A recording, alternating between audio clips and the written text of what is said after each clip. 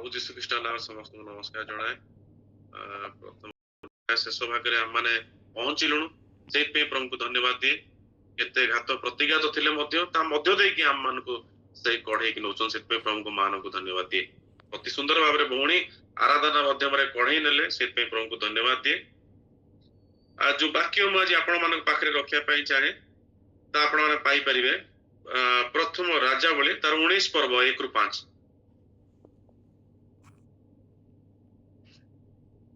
ये पढ़िबे प्रथम राजावली तार 19 पर्व 1 ରୁ 5 अनंतर आहब एलियाଙ୍କର कृत समस्त कर्मर वृत्तांत और से किपरि खड्गरे समस्ते भविष्यत वक्ता को बोध करथिले ता इस्बेल को जणाइले तहिरे इस्बेल एलियाଙ୍କ निकट को दूत पठाई एई कथा कहिला प्राय काली एई समय को जेबे मु तुम्भ प्राण को सेमानक जनकर प्राणतुल्य न करे तेबे देवता माने मते सही दंड अर्ध्य सहीरु अधिक देंतु तम एलियो यह देखी अपना प्राण सकाशे उठी जाई जिहुदार बेरसेबारे उपस्थित हेले और सेठारे अपना दास को छाड़िले मात्र से आपे प्रांतर भीतर को दिनकर पथ जाई एक रतम वृक्ष मूल उपस्थित होई बसिले और से अपना मृत्यु प्रार्थना करी कहिले यथेष्ट हेलानी एबे हे सदा प्रभु मोर प्राण नियो कारण मु अपना पूर्वपुरुष मानक ठारू भल नुहे तहु से रतम वृक्ष मूले शयन करी निद्रा गले एथिरे देख एक दूत तांको स्पर्श करी कहिले उठ भजन कर आमेन आमेन। धन्यवाद भौणी आज जो मो प्रसंग विषय मोर प्रसंग आज यह अटे प्रतिकूल प्रार्थना पाई अनुकूल उत्तर जो विषय हम देखु एलियो जे निज मृत्यु पाई प्रार्थना करती से तार प्रसंग है प्रतिकूल प्रार्थना पाई अनुकूल उत्तर एलियो जहाँ विषय आम जानू से जड़े प्रार्थना जड़े योद्धा थे प्राय 3.5 वर्ष से गुप्त भाव से प्रार्थना करुले जाकुब 5 पर्व 7 पदर लिखा जाए से निरंतर भाव में प्रार्थना करने जड़े व्यक्ति थे से जो प्रार्थना करुले से वर्षा बंद होता से जो प्रार्थना करुले से मृत थिबा पुओ जीवित होता से थरे प्रार्थना कले अग्नि तलू दिने ओल्लै आसला आउ थे आम देखू से जो प्रार्थना कले प्राय 3.5 वर्ष पर आउ थे आम देखू वर्षा हवाटा आम बाइबल रे देखा पाऊ एलियो जो प्रार्थना करुले से चिन्ह चमत्कार और आश्चर्य कार्य होता जो आम देखू से प्रथम राजावली से चमत्कार होता आश्चर्य कार्य होता किंतु से जो प्रार्थना करुचंती ता चमत्कार पाई नुहे एबे जो प्रार्थना करुचंती ता चिन्ह पाई नुहे एबे जो प्रार्थना करुचंती ता आश्चर्य कार्य पाई नुहे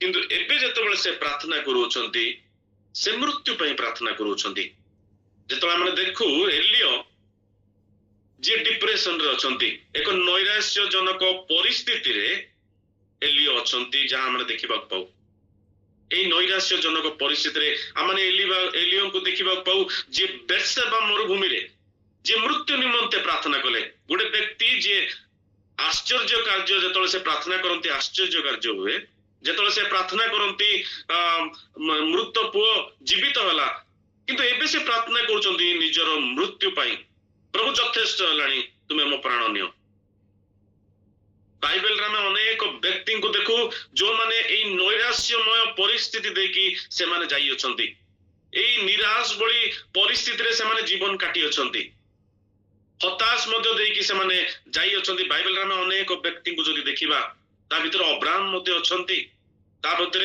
मूसा मध्य अछंती ता मध्य दाऊद मध्य अछंती जे ए नैराश्यमय परिस्थिति देखि से माने मध्य जाई अछंती जदि एलिया को देखू से जने साहसी व्यक्ति थिले से जतबेले कहूथिले तांकर वाक्य रे एते शक्ति थिला जे सेतबेले परिवेशर वातावरण मध्य बदली जाउतला आ हमने देखू गोटे दिन से कर्मिल पर्वत रे प्राय 850 भविष्यत वक्ता को हमने जानू से बध कला परे आ जतबेले इजराइल रानी जतबेले से सुनु अछंती आ सुनिला परे आमे सेई प्रथम राजावली 19 पर्व 1 ରୁ 5 हमने जतबेले पढू लिखा जाए तांको प्राण पछरे से पड़ी गले तांको प्राण नबा पई जतबेले से रानी तांको पछरे पड़ी गले କହିଲେ ସେ କହିଲେ ପ୍ରାୟ କାଲି 19 ପର୍ବ 2 ପଦରେ ଲେଖାଯାଏ ସେ କହିଲେ ପ୍ରାୟ କାଲି ଏଇ ସମୟ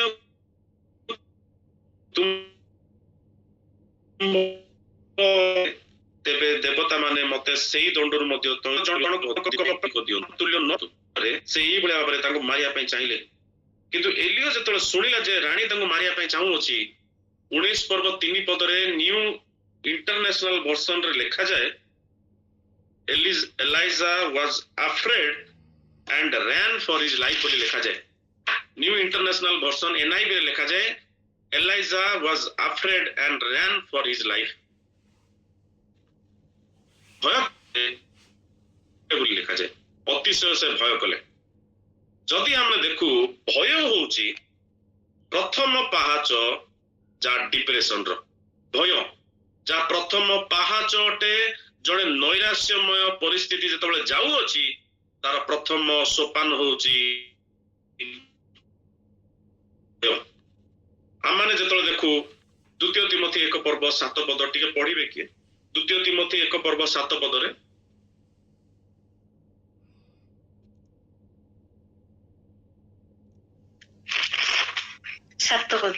କାରଣ ଈଶ୍ୱର ଆମ୍ଭମାନଙ୍କୁ ବୀରତାର ଆତ୍ମା ଦେଇନାହାନ୍ତି ମାତ୍ର ଶକ୍ତି ପ୍ରେମ ଓ ସୁବିଧିର ଆତ୍ମା ଦେଇଛନ୍ତି ଧନ୍ୟବାଦ ଦେଖନ୍ତୁ ସଦାପ୍ରଭୁ ଆମମାନଙ୍କୁ ଭୟର ଆତ୍ମା ଦେଇନାହାନ୍ତି କିନ୍ତୁ ସେ ଶକ୍ତିର ଆତ୍ମା ଦେଇଅଛନ୍ତି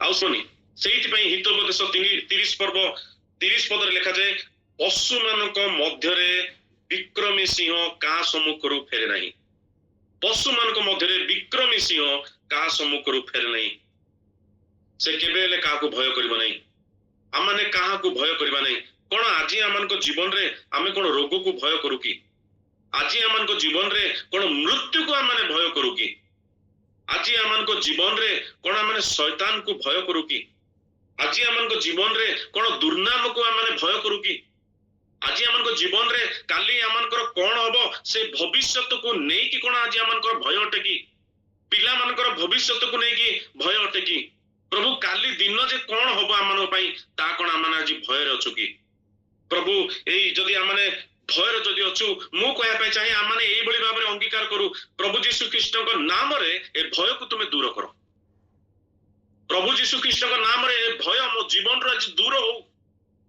ଅନେକ ବ୍ୟକ୍ତିଙ୍କ ଜୀବନରେ ଏ ଭୟ ଲାଗି ରହିଛି ପିଲାମାନଙ୍କ ଜୀବନରେ ପାଠ ପଢା ଅନେକ ଚାକିରି ସେମାନେ ପାଉନାହାନ୍ତି ସେମାନଙ୍କ ଜୀବନରେ ଭୟ ଅଛି ଯେ ମୋର କାଲି ଭବିଷ୍ୟତ କିପରି ହବ ସେଇଥିପାଇଁ ଅନେକ ଯୁବାମାନେ କହନ୍ତି ଆଜ୍ଞା ମୁଁ ଡିପ୍ରେସନରେ ଅଛି ଅନେକ ଲୋକମାନେ ମଧ୍ୟ କହନ୍ତି ମୁଁ ଡିପ୍ରେସନରେ ଅଛି ମୁଁ ହତାଶରେ ଅଛି ମୋ ଜୀବନରେ କିଛି ହଉନାହିଁ ମୋ ପୁଅ ଚାକିରି ପାଇବାର ଥିଲା ମଧ୍ୟ ଚାକିରି ତାର ହେଲା ନାହିଁ এইভাবে আমানক জীবনরে ঘটিଥାଏ কিন্তু তা হচ্ছে ଏକ ପରେ ପରେ ଆମମାନେ ସେଇ ନୈରାଶ୍ୟମୟ ପରିସ୍ଥିତିରେ ଆମମାନେ ପ୍ରବେଶ କରୁ ଯେତେବେଳେ ବାଇବେଲରେ ଆମମାନେ ଦେଖୁ ଅନେକ ବ୍ୟକ୍ତି ଅଛନ୍ତି ଯୋଉମାନେ ନୈରାଶ୍ୟ ମଧ୍ୟ ଦେଇକି ଯାଇ ଅଛନ୍ତି କିନ୍ତୁ ସେମାନେ ପରବର୍ତ୍ତୀ ପର୍ଯ୍ୟାୟରେ ସେ ଭୟକୁ ମଧ୍ୟ ସେ ଦୂର କରି ଅଛନ୍ତି କାରଣ ଦାଉଦ କହନ୍ତି ଗୀତ ସଂହିତା 27 ପର୍ବ 1 ପଦରେ ଏଇଭଳିଆ ଲେଖାଯାଏ ସଦା ପ୍ରଭୁ ମୋର ଦୀପ୍ତି ଓ ମୋର ପରିତ୍ରାଣ ମୁଁ କାହାକୁ ଭୟ କରିବି ସଦା ପ୍ରଭୁ ମୋର ଦୀପ୍ତି ଓ ମୋର ପରିତ୍ରାଣ ମୁଁ କାହାକୁ ଭୟ କରିବି ବାଇବେଲ କୁହେ ସମସ୍ୟା ଗୋଟେ ପରେ ଗୋଟେ ଦାଉଦଙ୍କ ଜୀବନରେ ଆସିଲା ସମସ୍ୟା ଗୋଟେ ପରେ ଗୋଟେ ଦାଉଦଙ୍କ ଜୀବନରେ ଆସିବାଟା ଆମେ ଦେଖୁ ପ୍ରଥମେ ଭାଲୁ ଆସିଲା ତାଙ୍କ ଜୀବନରେ ତାପରେ ଆମେ ଦେଖୁ ସେ ସିଂହ ଭଳି ସମସ୍ୟା ଆସିଲା ତାପରେ ଦାଉଦଙ୍କ ଜୀବନରେ ଗଲିଆତ ଭଳି ସମସ୍ୟା ଆସିଲା ଅବସଲମ ଦାଉଦଙ୍କ ବିରୁଦ୍ଧରେ ଗଲା ତଥାପି ବିଜୟ ଉପରେ ବିଜୟ ସେ ପାଇଲେ ତାକୁ କୌଣସି ବି ବିଷୟ ତାକୁ ଅଟକେଇ ପାରିଲା ନାହିଁ ଦାଉଦଙ୍କୁ କୌଣସି ବିଷୟ ତାକୁ ଅଟକେଇ ପାରିଲା ନାହିଁ ସମସ୍ୟା ଉପରେ ସମସ୍ୟା ଆସିଲା କିନ୍ତୁ ତାକୁ ଅଟକେଇ ପାରିଲା ନାହିଁ ବାଇବେଲ ଯଦି ଆଉ ଗୋଟେ ବିଷୟ ଆମେ ଦେଖୁ ସଦାପ୍ରଭୁ କୁହନ୍ତି ଝିଅକୁ ଆମ୍ଭର ଦାସ ମରି ଅଛି କିନ୍ତୁ ଝିଅ be bold and be strong ତୁମେ ବଳବାନ ହୁଅ ଆଉ ତୁମେ ସାହସିକ ହୁଅ ତୁମେ ବଳବାନ ହୁଅ ତୁମେ ତୁମେ ସାହସିକ ହୁଅ। କାହିଁକି ସାହସିକ ହୁଅ? ତୁମେ ଭୟ କର ନାହିଁ। କାହିଁକି ପ୍ରତିଜ୍ଞା ଦେଶ ପ୍ରବେଶ କରିବାକୁ ହେଲେ ଜିରିଓ ଭଳି ପ୍ରାଚୀରର ସାମ୍ନା କରିବାକୁ ପଡିବ। ପ୍ରତିଜ୍ଞା ଦେଶର ପ୍ରବେଶ କରିବାକୁ ହେଲେ ଜର୍ଦ୍ଦନମୟ ପରିସ୍ଥିତି ଦେଇକି ଯିବାର ମଧ୍ୟ ଅଛି। ସେଇଥିପାଇଁ ତାଙ୍କ ଦାସକୁ କହୁଛନ୍ତି, ସେଇଥିପାଇଁ ଜିଓସକୁ କହୁଛନ୍ତି, ଆମର ଦାସ ମରିଅଛି, ବି ବୋଲ୍ଡ ଆଣ୍ଡ ବି ଷ୍ଟ୍ରଙ୍ଗ। ବଳବାନ ହୁଅ ଆଉ ସାହସିକ ହୁଅ, କାରଣ ସମସ୍ୟା ଆସିବ, କିନ୍ତୁ ଭୟ କର ନାହିଁ, ଭୟ କର ନାହିଁ। ଆଜି ଯଦି ଆମମାନଙ୍କ ଜୀବନରେ ସେଭଳିଆ ଭୟ ଯଦି ଥାଏ, ପ୍ରଭୁ ଯୀଶୁ ଖ୍ରୀଷ୍ଟଙ୍କ ନାମରେ ସେ ଭୟକୁ ଆଜି ସେ ଦୂର କରନ୍ତୁ। ଆମମାନଙ୍କୁ ସାହସ ପ୍ରଭୁ ଦିଅନ୍ତୁ। ପ୍ରଭୁ ପ୍ରତ୍ୟେକ ପରିସ୍ଥିତିରେ ଆଜି ଆମମାନଙ୍କୁ ସାହସ ସେ ଦିଅନ୍ତୁ। କାରଣ ଆଜିଠୁ ପ୍ରାୟ 2000 ବର୍ଷ ତଳେ ପ୍ରଭୁ ଯୀଶୁ ଖ୍ରୀଷ୍ଟଙ୍କ ଜୀବନରେ ଆମେ ଦେଖୁ ଯେ ଏକୁଟିଆ ଯେ କ୍ରୁଶରେ ଶୟତାନର ମସ୍ତକକୁ ଯେ ଚୂର୍ଣ୍ଣ କଲେ ବୋଲି ଲେଖାଯାଏ।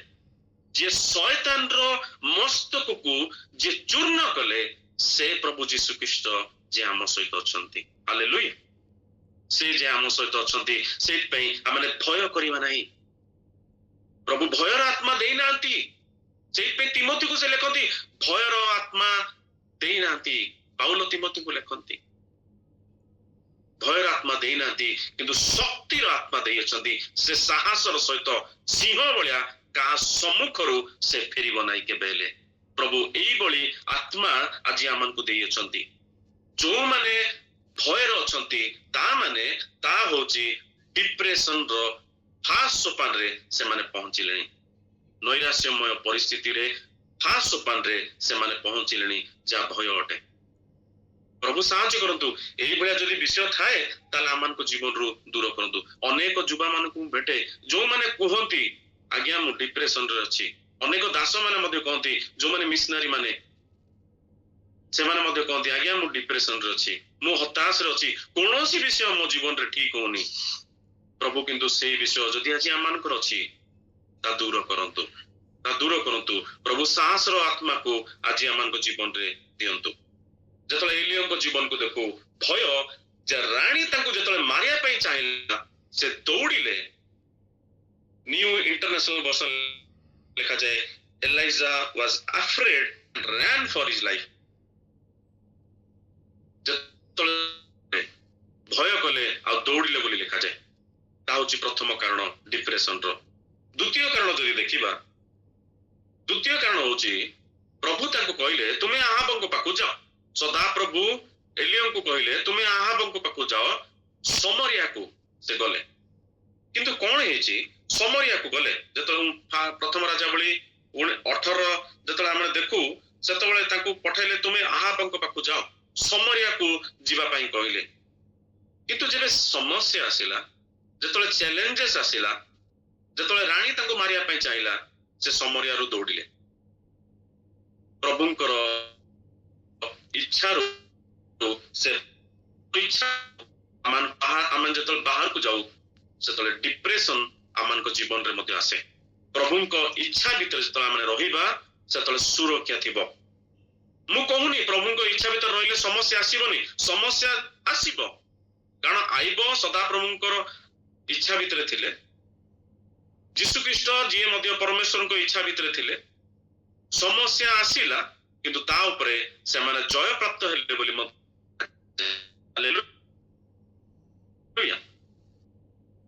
ସାହାଯ୍ୟ କରିବେ ଜୟ ପ୍ରାପ୍ତ ହବା। କିନ୍ତୁ ସମସ୍ୟା ଉପରେ ପ୍ରଭୁ ପାଇଁ, ଯେତେବେଳେ ଯୋଉ ଜାଗାରେ ଆମେ ଅଛୁ, ପ୍ରଭୁଙ୍କ ଇଚ୍ଛା ଅନୁସାରେ ଅଛୁ, ଆଉ ପ୍ରଭୁଙ୍କ ଇଚ୍ଛାରୁ ଆମେ ବାହାରକୁ ନ ଯାଉ। ଯେତେବେଳେ ଆମେ ଦେଖୁ ନୟମୀ ଆଉ ଏଲିମେଲେକ, ଏ ଦୁଇ ଜଣ ଥିଲେ, ଆଉ ସେମାନେ ବେଥେଲେମରେ ଥିଲେ। ବେଥେଲେମ ମାନେ ଦ ହାଉସ ଅଫ ବ୍ରେଡ। ବେଥେଲେମ ଯାହା ମାନେ ହଉଛି ରୋଟିର ଗୃହ। ଆଉ ଯେତେବେଳେ ସେମାନେ ବେଥେଲେମରେ ଯେତେବେଳେ ଥିଲେ, ସେତେବେଳେ ସେମାନେ ଉତ୍ତମ ଭାବରେ ଥିଲେ। ଦୁର୍ଭିକ୍ଷ ଆସିଲା, କିନ୍ତୁ ଦୁର୍ଭିକ୍ଷ ଯେତେବେଳେ ଆସିଲା, ସେମାନେ ବେଥେଲେମକୁ ଛାଡିକି ସେମାନେ ମୋୟାବକୁ ଗଲେ। ଆଉ ଯେତେବେଳେ ମୋୟାବକୁ ଗଲେ, ସେତେବେଳେ ସେ ଏଲିମେଲେକ ଆଉ ତାଙ୍କର ମହଲୋନ ଆଉ କିଲିୟନ, ଏଇ ଦୁଇ ପିଲାଙ୍କୁ ମଧ୍ୟ ହରେଇଲେ ନୟମୀ। କିନ୍ତୁ ବୋୟାସ ସେଇ ବେଥେଲେମରେ ଥିଲେ, ସେଇ ବେଥେଲେମରେ ସେ ବଢିଲେ। ଦୁର୍ଭିକ୍ଷ ସେ କିନ୍ତୁ ଏମାନେ ବେଥେଲେମ ଯା ରୁଟିର ଗୃହକୁ ଛାଡିକି ମୋୟାବକୁ ଗଲେ। ଯାହା ପାପର ନଗର ବୋଲି କୁହାଯାଏ, ସେଇ ଜାଗାକୁ ଯେତେବେଳେ ଗଲେ ପରିବାର ବୃଦ୍ଧି ହେବା କଥା, କିନ୍ତୁ ପରିବାର ସଦସ୍ୟ ମାନେ କମିବା ପାଇଁ ଲାଗିଲେ। ପ୍ରଭୁ ସାହାଯ୍ୟ କରନ୍ତୁ, ଯେତେବେଳେ ପ୍ରଭୁଙ୍କର ଇଚ୍ଛା ବିରୁଦ୍ଧରେ ଯେତେବେଳେ ଆମେ ଯାଉ, ଯେତେବେଳେ ପ୍ରଭୁଙ୍କର ଇଚ୍ଛାରୁ ଯେତେବେଳେ ଆମେ ବାହାରକୁ ଯାଉ, ସେତେବେଳେ ଆମେ ଆତ୍ମିକ ଭାବରେ ବଢି ପାରିବା ନାହିଁ। ପ୍ରଭୁଙ୍କ ଇଚ୍ଛା ଆମେ ଜାଣିବା ପାଇଁ ଇଚ୍ଛା କରୁ, ତାଙ୍କ ଇଚ୍ଛାର ବାହାରକୁ ଆମେ ନ ଯାଉ। ଯେତେବେଳେ ଏଲିୟ ବାହାରକୁ ଯେତେବେଳେ ଗଲେ, ସେତେବେଳେ ଡିପ୍ରେସନରେ ସେ ମଧ୍ୟ ଆକ୍ରାନ୍ତ ହେଲେ, ଡିପ୍ରେସନରେ ସେ ମଧ୍ୟ ପୀଡ଼ିତ ହେଲେ, ଏକ ନୈରାଶ୍ୟମୟ ପରିସ୍ଥିତି ମଧ୍ୟ ଦେଇକି ତାଙ୍କୁ ଯିବାକୁ ପଡିଲା। ବୋଆଜକୁ ଦେଖୁ, ଦୁର୍ଭିକ୍ଷ ମଧ୍ୟ ତାଙ୍କ ପାଇଁ ମଧ୍ୟ ଆସିଥିଲା, କିନ୍ତୁ ବେଥଲେହେମରେ ଥିଲେ। ପ୍ରଭୁ ସାହାଯ୍ୟ କରନ୍ତୁ, ଆଜି ଆମେ ପ୍ରଭୁଙ୍କର ଇଚ୍ଛାର ବାହାରକୁ ନ ଯାଉ। ଏଲିୟ ଯେତେବେଳେ ପ୍ରଭୁଙ୍କ ଇଚ୍ଛାରୁ ଯେତେବେଳେ ବାହାରକୁ ଗଲେ, ସେତେବେଳେ ନୈରାଶ୍ୟମୟ ପରିସ୍ଥିତି ଦେଇକି ତାଙ୍କୁ ମଧ୍ୟ ଯିବାକୁ ପଡିଲା। ଆଜି ପ୍ରଭୁଙ୍କ ଇଚ୍ଛା ଭିତରେ ଯଦି ଆମେ ଅଛୁ, କେତେ ବି କଷ୍ଟ ଆସୁ, କେତେ ବି ସମସ୍ୟା ଆସୁ, ସେ ତାଙ୍କର ସୁରକ୍ଷିତ ଡେଣା ତଳେ ଆମ ପ୍ରତ୍ୟେକ ଜଣକୁ ସେ ଆବୋରି ରଖିବେ। ହାଲେଲୁୟା। ପ୍ରଭୁ ସାହାଯ୍ୟ କରନ୍ତୁ, କେତେ କଷ୍ଟ ଆସିବ, କିନ୍ତୁ ପ୍ରଭୁ ଯେ ତାଙ୍କର ସୁରକ୍ଷିତ ଡେଣା ତଳେ ସେ ଆବୋରି ରଖିବେ। এই ଦ୍ୱିତୀୟ ବିଷୟ, ଯେତେବେଳେ ପ୍ରଭୁଙ୍କ ଇଚ୍ଛାରୁ ସେ ବାହାରକୁ ଗଲେ, ସେତେବେଳେ ନୈରାଶ୍ୟମୟ ପରିସ୍ଥିତି ଦେଇକି ତାଙ୍କୁ ଯିବାକୁ ପଡିଲା।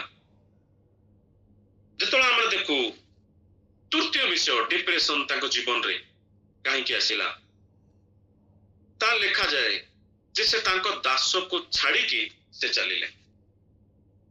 ସେ ତାଙ୍କ ଦାସକୁ ଛାଡିଲେ, ଆଉ ତାପରେ ସେ ଗଲେ ବେର୍ସେବା ମରୁଭୂମି, ସେ ଗଲେ ତାଙ୍କ ଦାସକୁ ଛାଡିଲେ। ତା ମାନେ ସେ ସହଭାଗିତାକୁ ଛାଡିଲେ। ସେ ସହଭାଗିତାକୁ ଯେତେବେଳେ ଛାଡିଲେ, ଏଇଭଳିଆ ପରିସ୍ଥିତି ଆସିଲା। ଆଜି ଆମମାନଙ୍କୁ ସହଭାଗିତା ଦରକାର ଅଟେ। ସହଭାଗିତା କେବେ ହେଲେ ତଳକୁ ନିଏନି, କିନ୍ତୁ ସହଭାଗିତା ଆମମାନଙ୍କୁ ଉପରକୁ ଉଠାଏ। ହାଲେଲୁୟା। ଆମର ମଧ୍ୟ ଘର ପଛପଟେ ଗୋଟେ ଗୋଲମରିଚ ଗଛ ଅଛି, ବ୍ଲାକ୍ ପେପର। ଯେତେବେଳେ ତାକୁ ଛାଡି ଦିଆଯିବ, ସେ କେବେ ହେଲେ ବଢି ପାରିବନି ସେଇ ଗଛ ଏକୁଟିଆ ଭାବରେ, କିନ୍ତୁ ତାକୁ ଯଦି ଗୋଟେ ଷ୍ଟ୍ରଙ୍ଗ ସପୋର୍ଟ ମିଳିବ, ସେଇ ସପୋର୍ଟରେ ସେ ବଢି ବଢି ଉପରକୁ ଯିବ। ଆପଣ ମାନେ ବ୍ଲାକ୍ ପେପର ଗଛକୁ ମାର୍କ କରିଥିବେ, ଗୋଟେ ଗଛ ଯେତେବେଳେ ଥିବ, ତା ଚାରିପଟେ ଗୋଡେଇ ସେ ଉପରକୁ ଯାଏ, ତାକୁ ଗୋଟେ ଷ୍ଟ୍ରଙ୍ଗ ସପୋର୍ଟ ଗୋଟେ ଦରକାର, ଗୋଟେ ସହାୟ ଗୋଟେ ଦରକାର, ଯୋ ଦ୍ୱାରା କି ତାକୁ ମଧ୍ୟ ବଢିବାରେ ତାକୁ ସାହାଯ୍ୟ କରେ। ସେଇଭଳି ଆମମାନଙ୍କୁ ଆତ୍ମିକ ଜୀବନରେ ଆମମାନଙ୍କୁ ସହଭାଗିତା ଆମମାନଙ୍କୁ ଆଗକୁ ବଢିବା ପାଇଁ ସାହାଯ୍ୟ କରେ। ସହଭାଗିତା ଖ୍ରୀଷ୍ଟଙ୍କ ସହିତ ମଧ୍ୟ ଦରକାର, ସହଭାଗିତା ବିଶ୍ୱାସୀ ମାନଙ୍କ ସହିତ ମଧ୍ୟ ଦରକାର। ସହଭାଗିତା ଯଦି ଆମମାନଙ୍କର ମଣ୍ଡଳୀରେ ଯଦି ନାହିଁ, ତାହେଲେ ଆମେ ଡିପ୍ରେସନରେ ଅଛୁ। ଅନେକ ସେଇଥିପାଇଁ ମଣ୍ଡଳୀ ଯୋଉମାନେ ଯାଉନାହାନ୍ତି, ଯୋଉମାନେ ଚର୍ଚ୍ଚକୁ ଯୋଉମାନେ ଯାଉନାହାନ୍ତି, ମୁଁ କହିପାରେ ସେମାନେ ଏଇ ପରିସ୍ଥିତି ଦେଇକି ନିଶ୍ଚୟ ସେମାନେ ଯିବେ। ଆଉ ଯୋଉମାନେ କୁହନ୍ତି ଆଜ୍ଞା ମୁଁ ଇଣ୍ଡିପେଣ୍ଡେଣ୍ଟ ଅଛି, ମୁଁ କୌଣସି ମଣ୍ଡଳୀକୁ ଯାଏନି, ମୁଁ ନିଜେ କରେ, ଯଦି ସହଭାଗିତା ଯଦି ନାହିଁ, ତାହେଲେ ସେମାନେ ବହୁତ ବିପଦମୟ ପରିସ୍ଥିତିରେ ଅଛନ୍ତି। ମଣ୍ଡଳୀର ପାଳକ ଭାବରେ ଆପଣ ମାନେ ଆଜି ଯୋଉ ଅଛନ୍ତି, ନିଶ୍ଚୟ ଜାଣିଥିବେ ଯେ ସହଭାଗିତା କେତେ ପରିମାଣରେ ଆମମାନଙ୍କୁ ଦରକାର, ବିଶ୍ୱାସୀ ମାନଙ୍କୁ କେତେ ପରିମାଣରେ ଆମମାନଙ୍କୁ ନିଶ୍ଚୟ ଆବଶ୍ୟକ ରହିଅଛି। ଯଦି ସହଭାଗିତାକୁ ଦେଖୁ ଭଳିଆ ଭର୍ଟିକାଲ, ଯାହା ଖ୍ରୀଷ୍ଟଙ୍କ ସହିତ, ଆଉ ଯେତେବେଳେ ହରାଇଜଣ୍ଟାଲ ଭୂ ସମାନ୍ତର, ତା ବିଶ୍ୱାସୀ ମାନଙ୍କ ସହିତ ଆମମାନଙ୍କୁ ସେଇ ସହଭାଗିତା ଆମମାନଙ୍କୁ ଦରକାର। ସହଭାଗିତା ଆମମାନଙ୍କୁ ଆତ୍ମିକ ଭାବରେ ବୃଦ୍ଧି କରାଏ। ସହଭାଗିତା ଆମମାନଙ୍କୁ ସାହାଯ୍ୟ କରେ ପ୍ରଭୁଙ୍କ ଆଡକୁ କଢିବା ପାଇଁ। ଯେତେବେଳେ ବାଇବେଲ ଆମେ ଦେଖୁ ନୂତନ ନିୟମରେ, ସେତେବେଳେ ଜଣେ ପକ୍ଷାଘାତୀ ରୋଗରେ ପୀଡ଼ିତ ଥିଲେ। ଲେଖାଯାଏ ଗୋଟେ ଲୋକ ଯିଏ ପାରାଲାଇଜ ଥିଲା, ପକ୍ଷାଘାତୀ ରୋଗରେ ପୀଡ଼ିତ ଥିଲେ, ଆଉ ତାକୁ 4 ଜଣ କଣ କଲେ, ସେମାନେ ବୁଝିଲେ ଯୀଶୁ ଖ୍ରୀଷ୍ଟ କୋଉଠି ଅଛନ୍ତି। ଜଣେ କହିଲେ ଆଜ୍ଞା ସେ ଆର ଗ୍ରାମରେ ଅଛନ୍ତି, ପାଖ ଗ୍ରାମରେ ଜଣେ, ଆଉ ସେମାନେ କଣ କଲେ, ସେତେବେଳେ ତାଙ୍କୁ ବୋହିକି ସେ ଗ୍ରାମକୁ ନେଇଗଲେ। ଆଉ ଲେଖାଯାଏ ସେ ଗୃହରେ ଏତେ ଗହଳି ଥିଲା, ସେମାନେ ଉପରୁ ଛାତ ଖୋଳିକି ତାଙ୍କୁ ଓହ୍ଲେଇଲେ ବୋଲି ଲେଖାଯାଏ। ତା ମାନେ 4 ଜଣ ବ୍ୟକ୍ତି, ଯଦି ଆମେ କହିପାରିବା ସହଭାଗିତା, ଜଣ ଯେତେବେଳେ ପକ୍ଷାଘାତୀ ଅବସ୍ଥାରେ ଜଣେ ଥାଏ, ତାକୁ ପ୍ରଭୁଙ୍କ ଆଡକୁ କଢେଇକି ନିଏ। ହାଲେଲୁୟା। ଯେତେବେଳେ ଆମମାନଙ୍କର ଆତ୍ମିକ ଜୀବନ, ଯେତେବେଳେ ଜଣେ ପକ୍ଷାଘାତୀ ଅବସ୍ଥାରେ, ଜଣେ ଆତ୍ମିକ ଜୀବନରେ ଜଣେ ଏଇଭଳିଆ ପରିସ୍ଥିତିରେ ଜଣେ ଥାଏ, ତାକୁ ସହଭାଗିତା ସାହାଯ୍ୟ କରେ ପ୍ରଭୁଙ୍କ ନିକଟକୁ ଆଣିବା ପାଇଁ। ଆଉ ଦେଖନ୍ତୁ ଲେଖାଯାଏ ସେ ଜାଗାରେ ପଢିଥିବେ ଯେ ସେ ଗୃହରେ ବସିଲା ବେଳକୁ ବହୁତ ଭିଡ ଥିଲା। ସେମାନେ ସେଥିପାଇଁ ଛାତ ଖୋଳିକି ତାକୁ ଭିତରକୁ ଓହ୍ଲେଇଲେ ବୋଲି ଲେଖାଯାଏ। ସହଭାଗିତା ସବୁବେଳେ ଏକ ନୂତନ ରାସ୍ତା ତିଆରି କରେ। ସେ ଯେ ପକ୍ଷାଘାତୀ ରୋଗୀକୁ ଯଦି ସେ ଏକୁଟିଆ ଥାନ୍ତା, ଏକୁଟିଆ ହିଁ ତା ଭିତରେ ସେ ରହିଯାଇଥାନ୍ତା, ହେଇପାରେ ସେ ଏଇଭଳିଆ ଡିପ୍ରେସନ ମଧ୍ୟ ଦେଇକି ମଧ୍ୟ ଯାଇଥାନ୍ତା। କିନ୍ତୁ ଦେଖନ୍ତୁ ସହଭାଗିତା ତାକୁ ନେଇକି ଗଲା। ତା ମାନେ ଆମମାନଙ୍କ ଜୀବନରେ ଯେତେବେଳେ ଆମମାନଙ୍କର ଆତ୍ମିକ ଜୀବନ ଯେତେବେଳେ ପକ୍ଷାଘାତୀ ଅବସ୍ଥାରେ ଥିବ, ସେତେବେଳେ ସହଭାଗିତା ସାହାଯ୍ୟ କରିବ ପ୍ରଭୁଙ୍କ ଆଡକୁ ନବା ପାଇଁ। ଏଭଳି ଅନେକ ବିଶ୍ୱାସୀ ଅଛନ୍ତି, ନୋ ଡାଉଟ୍ ସେମାନେ ପ୍ରାର୍ଥନା କରନ୍ତି, ସେମାନେ ଆମମାନଙ୍କ ପାଇଁ ଯତ୍ନ ନିଅନ୍ତି, ସେମାନଙ୍କ ଆମମାନଙ୍କ ପାଇଁ ଯେତେବେଳେ ଆମେ କଷ୍ଟରେ ଥାଉ, ଦୁଃଖରେ ଥାଉ, ଆମମାନଙ୍କୁ ପ୍ରାର୍ଥନାରେ ତୋଳିକି ସେମାନେ ଧରନ୍ତି। ସହଭାଗିତା ସାହାଯ୍ୟ କରିବ। ଗୋଲମରିଚ ଗଛ ଯେପରି ଷ୍ଟ୍ରଙ୍ଗ ସପୋର୍ଟରେ ବଢିବା, ଆଜି ଆମମାନଙ୍କୁ ଅନେକ ଲୋକଙ୍କ ମଣ୍ଡଳୀରେ ଯୋଉମାନଙ୍କ ସହିତ ଆମେ ସହଭାଗିତା କରିବା, ଆଉ ସେମାନେ ଆମମାନଙ୍କ ଆତ୍ମିକ ଜୀବନରେ ଯେତେବେଳେ ପଙ୍ଗୁ ଅବସ୍ଥାରେ ଥିବୁ, ଯେତେବେଳେ ଆତ୍ମିକ ଜୀବନରେ ପକ୍ଷାଘାତୀ ଅବସ୍ଥାରେ ଥିବୁ, ସେମାନେ ଆମମାନଙ୍କୁ ପ୍ରଭୁଙ୍କ ଆଡକୁ କଢେଇକି ନେବେ। That is called fellowship. ଆଜି ଅନେକ ସେଇଥିପାଇଁ ସହଭାଗିତା ସେମାନଙ୍କୁ ଆବଶ୍ୟକ ଅଟେ। ମତେ ତ ଆବଶ୍ୟକ ଅଟେ, ଆପଣମାନଙ୍କ ଜୀବନରେ ମଧ୍ୟ ନିହାତି ଆବଶ୍ୟକ ଅଟେ। ଆମମାନଙ୍କୁ ସହଭାଗିତା ଦରକାର ଅଟେ ଆମମାନଙ୍କ ଜୀବନରେ। ପ୍ରଭୁ ସାହାଯ୍ୟ କରନ୍ତୁ। ଯେତେବେଳେ ଆମେ ଏଲିୟଙ୍କ ଜୀବନକୁ ଦେଖୁ, ସେ ସହଭାଗିତାକୁ ସେ ଛାଡିଲେ ବୋଲି ଲେଖାଯାଏ। ଆଉ ବେର୍ସେବା ମରୁଭୂମିରେ ଗଲେ। ପ୍ରଥମ ରାଜାବଳୀ 19 ପର୍ବ 3 ପଦରେ ଲେଖାଯାଏ, ରେତମ ବୃକ୍ଷ ତଳେ ସେ ବସିଲେ ବୋଲି ଲେଖାଯାଏ। ଦେଖନ୍ତୁ ପ୍ରାନ୍ତରରେ ଚାଲିବାଟା ବହୁତ କଷ୍ଟକର ଅଟେ। ଡେଜର୍ଟରେ ଯେତେବେଳେ ଆମେ ଚାଲୁ ମରୁଭୂମିରେ, ସେତେବେଳେ ଜଳ ନଥାଏ। ଆଉ ଚାଲୁ ଯେତେବେଳେ, ସେତେବେଳେ କଷ୍ଟ ହୁଏ, କାରଣ ଝାଳ ଗୁଡାକ ବହିଯାଏ। ଚାଲିବାଟା ବହୁତ କଷ୍ଟକର ଅଟେ। ଆଉ ଦିନକର ବାଟ ସେ ଯେତେବେଳେ ଚାଲିଲେ,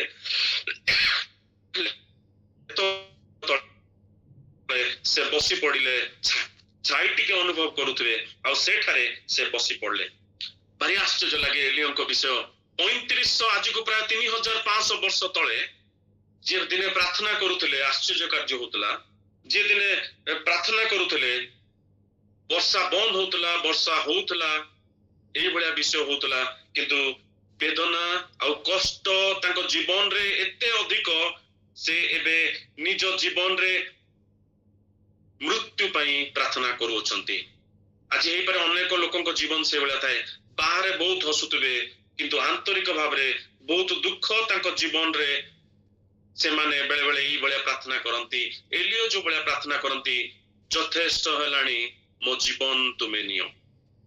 ଏଇଭଳି ଆଜି ଅନେକ ପ୍ରାର୍ଥନା କରିଥିବେ, ଯଥେଷ୍ଟ ହେଲାଣି, କାରଣ ମୋ ପୁଅକୁ ଚାକିରି ମିଳୁନି, ଯଥେଷ୍ଟ ହେଲାଣି, ମୋ ପରିବାରର ଜଣ ସଦସ୍ୟ ଯେ ରୋଗରେ ଆକ୍ରାନ୍ତ ଅଛି, ଭଲ ହଉନି ଦୀର୍ଘ ଦିନ ହେଲାଣି, ଯଥେଷ୍ଟ ହେଲାଣି, ମୁଁ ଆଉ ପାରୁନି, ଯଥେଷ୍ଟ ହେଲାଣି, ଏ ଅଭାବ ପରେ ଅଭାବ ଲାଗି ରହିଛି, ମୋ ଜୀବନ ତୁମେ ନିଅ।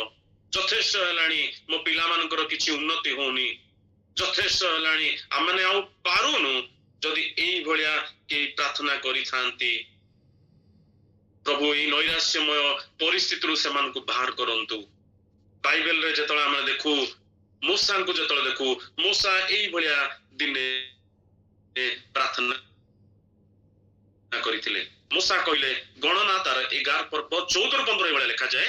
ମୂଷା କହିଲେ, ଆଉ ମୁଁ ଏତେ ଲୋକଙ୍କର ଭାର ବହି ନପାରେ, ମୋ ପାଇଁ ଅସହ୍ୟ ଅଟେ, ମତେ ମାରି ପକାଅ। ମୂଷା ପ୍ରାର୍ଥନା କଲେ। ଏକ ଡିପ୍ରେସନ ଭଳିଆ ପରିସ୍ଥିତି ଦେଇକି ସେ ମଧ୍ୟ ଯାଉଥିଲେ। ସେ କହିଲେ, ମତେ ମାରି ପକାଅ। ଯେତେବେଳେ ଆମେ ଦେଖୁ ଜୁନୁସଙ୍କ ବିଷୟରେ ମଧ୍ୟ, ଗଣନା ତାର ଜୁନୁସ ତାର ଜୋନା ତାର 4 ପର୍ବ 3 ପଦ ଯେତେବେଳେ ଆମେ ଦେଖୁ, ସେଠାରେ ଲେଖାଯାଏ, ଜୁନୁସ କହିଲେ, ସଦା ପ୍ରଭୁଙ୍କୁ ବିନତି କଲେ, ମୋ ପ୍ରାଣ ମୋ ଠାରୁ ନିଅ, କାରଣ ବଞ୍ଚିବା ଅପେକ୍ଷା ମୋର ମରିବାର ଭଲ। ଜୁନୁସ ଏଇଭଳିଆ ପ୍ରାର୍ଥନା କଲେ। ଯେତେବେଳେ ଦେଖୁ ପାଉଲଙ୍କ ଜୀବନ ମଧ୍ୟ, ପାଉଲ ଫିଲିପିଓ ତାର 1 ପର୍ବ 23 ରେ ଲେଖାଯାଏ, ପାଉଲ ପ୍ରାର୍ଥନା କଲେ ଏଇଭଳିଆ। ପାଉଲ କହିଲେ, ମୋର 2ଟି ବିଷୟ ଘେନି ମହା ସମସ୍ୟାରେ ପଡିଅଛି। ପାଉଲ କହୁଛନ୍ତି, ଦୁଇଟି ବିଷୟ ଘେନି ମୁଁ ମହା ସମସ୍ୟାରେ ପଡିଅଛି। ଇଟ୍ ଇଜ ୱିଥ୍ ଲର୍ଡ, ଇହ ଲୋକରୁ ପ୍ରସ୍ଥାନ କରି ଖ୍ରୀଷ୍ଟଙ୍କ ସହିତ ରହିବାକୁ ମୋର ଇଚ୍ଛା। ପ୍ରଭୁ କଣ ତାଙ୍କୁ ଉତ୍ତର ଦେଲେ? ପ୍ରଭୁ କଣ ତାଙ୍କୁ ମାରିଲେ? ନାହିଁ। ସ୍ୱର୍ଗରେ ମୃତ୍ୟୁର ସ୍ଥାନ ନାହିଁ, ସ୍ୱର୍ଗରେ ଉଦ୍ଧାର ଅଛି, ସ୍ୱର୍ଗରେ ଆଶୀର୍ବାଦ ଅଛି କିନ୍ତୁ ସ୍ୱର୍ଗରେ ମୃତ୍ୟୁର ସ୍ଥାନ ନାହିଁ। ହାଲେଲୁୟା। ଏଲିଓ ଯେତେବେଳେ ପ୍ରାର୍ଥନା କରୁଛନ୍ତି ଯଥେଷ୍ଟ ହେଲାଣି ମୋ ଜୀବନ ନିଅ, ଜଣେ ଏଇଭଳିଆ ମୃତ୍ୟୁ ମାଗିଲେ ପ୍ରଭୁ ବଞ୍ଚି ଥାଉ ଥାଉ ତାକୁ ସ୍ୱର୍ଗକୁ ନେଇଗଲେ। ହାଲେଲୁୟା। ଆଜି ମଧ୍ୟ ଏଲିଓ ଜୀବିତ ଅଛନ୍ତି, ଆଜି ମଧ୍ୟ ଏଲିଓ ଜୀବିତ ଅଛନ୍ତି, ଯେ ମୃତ୍ୟୁ ମାଗିଲେ କିନ୍ତୁ ଜୀବିତ ଥିବା ଅବସ୍ଥାରେ ପ୍ରଭୁ ତାଙ୍କୁ ସ୍ୱର୍ଗକୁ ନେଇଗଲେ। ପ୍ରଭୁ ସାହାଯ୍ୟ କରନ୍ତୁ। ଆଉ ଆମେ ଯେତେବେଳେ ପ୍ରଭୁ ଅସହ୍ୟ ହେଲାଣି, ତୁମେ ମତେ ମାରି ପକାଅ, ପ୍ରଭୁ କଣ ତା ଜୀବନ ନେଲେ? ନାଇଁ। ପରବର୍ତ୍ତୀ ମୁହୂର୍ତ୍ତରେ ମୋଶା ଜଣେ ପ୍ରମୁଖ ଭବିଷ୍ୟତ ବକ୍ତା ଭାବରେ ଆମେ ତାଙ୍କୁ ଦେଖିପାରୁ। ଜୁନୁସ ଯେତେବେଳେ କହିଲେ ମରିବା ଅପେକ୍ଷା ବଞ୍ଚିବା ଅପେକ୍ଷା ମୋର ମରିବା ଭଲ, ପ୍ରଭୁ କଣ ତାଙ୍କୁ ମାରିଲେ? ନାଇଁ। ସେ ଯେତେବେଳେ ପ୍ରଚାର କଲେ ଆଉ ଥରେ 1,20,000 ଲୋକ ନିନିଭେ ପରିବର୍ତ୍ତନ କଲେ। ହାଲେଲୁୟା। ପ୍ରଭୁ ସାହାଯ୍ୟ କରନ୍ତୁ। ଦାଉଦ ପରିସ୍ଥିତି ଯାଇଥିଲେ, ଅନେକ ବିଳାପ କରିଥିଲେ ଜୀବନରେ। ଯେତେବେଳେ ଏଇଭଳିଆ ପରିସ୍ଥିତି ଆସିଲା, ଏକ ଡିପ୍ରେସନର ପରିସ୍ଥିତି ପରବର୍ତ୍ତୀ ପର୍ଯ୍ୟାୟରେ ଆମେ ଦେଖୁ, ତା ଉପରେ ଜୟପ୍ରାପ୍ତ ହେଇକି ସେ ଦିନେ ରାଜା ହେଲେ। ସେଇଭଳିଆ ଭାବରେ ଯେତେବେଳେ ଆମେ ଦେଖୁ ପାଉଲ, ଯିଏ ଦିନେ କହିଥିଲେ it is better to be with Lord, it is better to be with Lord. Paul କଣ ମରିଗଲେ? ନାଇଁ। ପାଉଲଙ୍କୁ ପ୍ରଭୁ କହିଲେ, ପ୍ରେରିତ ତାର 23 ପର୍ବ 11 ପଦରେ ଲେଖାଯାଏ, ତୁମେ ଯେପରି ଜେରୁସାଲେମ ସହରରେ ଆମ ବିଷୟରେ ସାକ୍ଷ୍ୟ ଦେଇଅଛ, ସେପରି ତୁମେ ମଧ୍ୟ ରୋମରେ ମୋ ପାଇଁ ସାକ୍ଷୀ ହେବାକୁ ହବ, ରୋମରେ ମଧ୍ୟ ସାକ୍ଷ୍ୟ ଦେବାକୁ ପଡିବ। ଏଇଭଳିଆ ପ୍ରାର୍ଥନା ଯୋଉମାନେ ବି କରିଥିଲେ, ଯୋଉମାନେ ବି ଡିପ୍ରେସନ ଦେଇକି ଯାଇଥିଲେ, ପରବର୍ତ୍ତୀ ପର୍ଯ୍ୟାୟରେ ଆମେ ଦେଖିପାରୁ ଅତି ଆଶ୍ଚର୍ଯ୍ୟମୟ ବିଷୟ ତାଙ୍କ ଜୀବନରେ ଘଟିଲା। ଆଜି ଆମମାନଙ୍କ ଜୀବନରେ ଆମେ ଦେଖୁ, ଯଦି ଆମେ ସେ ନୈରାଶ୍ୟମୟ ପରିସ୍ଥିତି ଦେଇକି ଯାଉଅଛୁ କି ଆମ ଜୀବନ କୋଉଠି ନା କୋଉଠି ଆମ ପାଟିରୁ ବାହାରି ପଡେ କି ଭାଇ ମୁଁ ବହୁତ ଫ୍ରଷ୍ଟ୍ରେସନ ହେଲିଣି, ମୁଁ ବହୁତ ଡିପ୍ରେସନରେ ପଡିଅଛି, ତା ମାନେ ନିଶ୍ଚୟ ଭୟ କୋଉଠି ନା କୋଉଠି ଥିବ, ତା ମାନେ ନିଶ୍ଚୟ ପ୍ରଭୁଙ୍କ ଇଚ୍ଛାରୁ କୋଉଠି ଆମେ ବାହାରିଥିବୁ। ଅନେକ ମଣ୍ଡଳୀ ଛାଡନ୍ତି, ଗୋଟେ ପରେ ଗୋଟେ ମଣ୍ଡଳୀ ଛାଡନ୍ତି, ଆତ୍ମିକ ପିତା ସେମାନଙ୍କ ଜୀବନରେ ନଥାନ୍ତି। ବହୁ ଜଣଙ୍କର ଜୀବନ ଯେତେବେଳେ ମୁଁ ଶୁଣେ, ସେମାନେ କୁହନ୍ତି ମୁଁ ଡିପ୍ରେସନରେ ଅଛନ୍ତି, ତାଙ୍କ ବିଷୟରେ ମୁଁ ଜାଣିବା ପାଇଁ ଚାହେଁ ଯେ ଜଣେ ଆତ୍ମିକ ପିତା ତାଙ୍କ ଜୀବନରେ ଅଛନ୍ତି କି ନାହିଁ। ବେଳେ ବେଳେ ମୁଁ ଜାଣିବା ପାଇଁ ଚେଷ୍ଟା କରେ, ଆଉ ସେମାନେ କୁହନ୍ତି ଆମେ ଇଣ୍ଡିପେଣ୍ଡେଣ୍ଟ ଅଛୁ, ଆମମାନଙ୍କର ଆତ୍ମିକ ପିତା କିଏ ନାହିଁ। କିନ୍ତୁ ମୁଁ କହିବା ପାଇଁ ଚାହେଁ, ଆମମାନଙ୍କ ଜୀବନରେ ଆତ୍ମିକ ପିତା ମାନଙ୍କର ଆବଶ୍ୟକ ଅଟେ। ମଣ୍ଡଳୀରେ ଯୋଉମାନେ ଆତ୍ମିକ ପିତା ଅଛନ୍ତି, ଯୋଉମାନେ ପାଳକ ଅଛନ୍ତି, ତାଙ୍କ ଅଧୀନରେ ଆମମାନଙ୍କୁ ରହିବା ଆବଶ୍ୟକ ଅଟେ। ହାଲେଲୁୟା। ପ୍ରଭୁ ସାହାଯ୍ୟ କରନ୍ତୁ, ପ୍ରଭୁ ଦୟା କରନ୍ତୁ। ଯେତେବେଳେ ଆମେ ଏଇ ପରିସ୍ଥିତି ଦେଇକି ଯାଉ, ସେତେବେଳେ ଆମେ କୋଉଠି ନା କୋଉଠି ଡିପ୍ରେସନରେ ପଡୁ। ପ୍ରଭୁ ସାହାଯ୍ୟ କରନ୍ତୁ। ଏଇଭଳିଆ ଆମମାନଙ୍କୁ ବିଷୟ ଆବଶ୍ୟକ ଅଟେ। ଏଇ ଦିନ ମାନଙ୍କରେ ସହଭାଗିତା ଆମମାନଙ୍କ ଜୀବନରେ ଆବଶ୍ୟକ ଅଟେ। ବିଶ୍ୱାସୀ ମାନଙ୍କ ସହିତ ସମ୍ପର୍କ ଆମମାନଙ୍କ ଜୀବନରେ ଆବଶ୍ୟକ ଅଟେ। ଆଉ ଯେତେବେଳେ ଏଲିଓଙ୍କ ଜୀବନକୁ ଆମେ ଦେଖୁ, ଏଇ ସବୁ ପରିସ୍ଥିତି ଦେଇକି ଯାଉଥିଲେ, କିନ୍ତୁ ପ୍ରଭୁ ଯେ ମୃତ୍ୟୁ ପୂର୍ବରୁ ତାଙ୍କୁ ସ୍ୱର୍ଗକୁ ନେଲେ। ଆଉ ନୂତନ ନିୟମ ଆମେ ଦେଖିବାକୁ ପାରୁ, ଯେତେବେଳେ ଯୀଶୁ ଖ୍ରୀଷ୍ଟ ଗୋଟେ ପର୍ବତରେ ରୂପାନ୍ତରିତ ହେଲେ, ସେତେବେଳେ ଏଲିଓ ମୋଶା ଯୀଶୁ ଖ୍ରୀଷ୍ଟଙ୍କ ସହିତ କଥାବାର୍ତ୍ତା ହେବାର ଶିଷ୍ୟମାନେ ଦେଖିପାରିଲେ।